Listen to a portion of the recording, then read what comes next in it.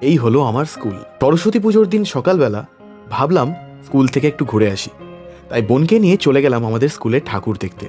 ঠাকুর তো দেখলামই, তার সাথেও দেখতে পেলাম ছোটবেলার অনেক স্মৃতি। সত্যি বলতে ঠাকুর দেখার উদ্দেশ্যেই যাওয়া, কিন্তু স্কুলে যাওয়ার পর নিজেকে আর ধরে রাখতে পারলাম না, তাই বোনকে নিয়ে এদিক ওদিক ছুটে বেড়াতে লাগলাম। ক্যালেন্ডারের পাতার মতো স্কুলেরও কিছুটা পরিবর্তন হয়েছে ঠিকই, কিন্তু মেন বিল্ডিংগুলো এখনও একই রকম রয়েছে। আমার বোন তো গল্প করতে ব্যস্ত, আমি স্কুলটাই বরং ঘুরি। এই হলো আমাদের টিচারদের স্টাফ রুম। এরপর আমি গেলাম আমাদের স্কুলের প্রাইমারি সেকশনের দিকে। আর সত্যি বলতে যতই দেখছি ততই ছোটবেলার কথা মনে আসছে। আর ওইদিকে আমার বোন আঙুল দিয়ে দেখাচ্ছে তার কোনটা ক্লাসরুম। আলটিমেটলি 1 ঘন্টা ঘোরার পরও আমার মনে হচ্ছিল আর একটু বসি না, আর একটু থাকি।